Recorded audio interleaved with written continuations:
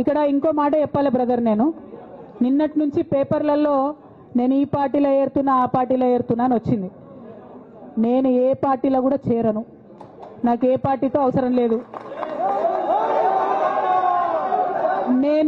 నేను ఫ్యూచర్లో ఏం చేయాలనే విషయం జాగృతి కార్యకర్తలతోని, తెలంగాణ మేధావులతోని, బీసీ బిడ్డలతోని, సామాజిక తెలంగాణ కోసం పనిచేసేటటువంటి అన్ని వర్గాల ప్రజలతోని అందరితోని మాట్లాడిన తర్వాత నిర్ణయం తీసుకుంటా, కానీ తొందరపడి నిర్ణయం తీసుకునే అవసరం నాకు లేదు.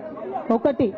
రెండు, ఏదో నిర్ణయం తీసుకోవాలనేటటువంటి విషయంతో నేను పనిచేయడం లేదు.